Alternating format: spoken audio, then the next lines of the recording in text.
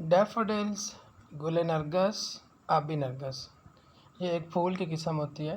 By William Wordsworth, یہ اس poet کا نام ہے، شاعر کا نام ہے جس نے یہ پوئم لکھی ہے.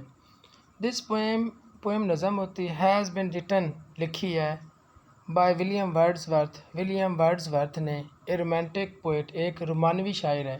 مطلب جو پیار محبت والی شاعری لکھتا ہے اس کو رومانٹک پوئٹ بولتے ہیں. ہی از نون، وہ مشہور ہے، as the poet of nature, فطرت مطلب قدرتی چیزوں کے بارے میں لکھنے والا جو شاعر ہوتا ہے. Because of his love for it, because وجہ سے، لو ہوتی محبت، فار اٹ اس سے، مطلب کہ فطرت سے محبت کی وجہ سے. موسٹ آف، زیادہ تر، ہز پوئمز، اس کی نظمیں، ڈسکرائب بیان کرتی ہیں نیچر، فطرت کو، قدرت کو، اینڈ اٹس بیوٹی، اور اس کی خوبصورتی کو.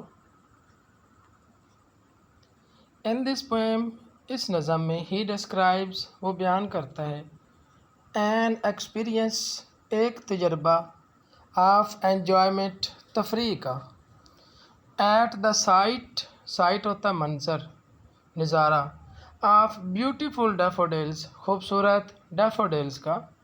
ونس، ایک دفعہ، ہی واز واکنگ، وہ چل رہا تھا، وہ جا رہا تھا، ان دا کنٹری سائڈ بولتے ہیں مضافات کو، دیہاتی علاقے کو.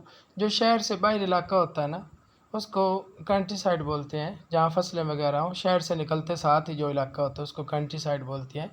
وین ہی کیم اکراس، جب اس کا سامنا ہوا، اے لارج نمبر آف، بڑی تعداد میں، ڈیفوڈلز کے ساتھ، گروئنگ، جو اگے ہوئے تھے، الانگ، ساتھ، دا بینک، کنارہ، آف اے لیک، جھیل کے کنارے اگے ہوئے تھے.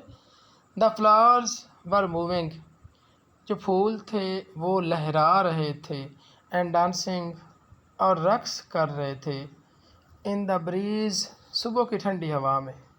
مطلب صبح کا ٹائم ہوتا ہے، بڑا مزے کا ٹائم ہوتا ہے، اس وقت واک کرتے ہیں لوگ. دس سائٹ، یہ جو منظر ہے، ڈیلائٹڈ، خوش کر دیا، اس منظر نے خوش کر دیا دا پوئٹ، شاعر کو. اینڈ ہی لکڈ، اور وہ دیکھتا رہا، ایٹ دی فلاورز، پھولوں کی طرف، فار اے لانگ ٹائم، کافی دیر تک.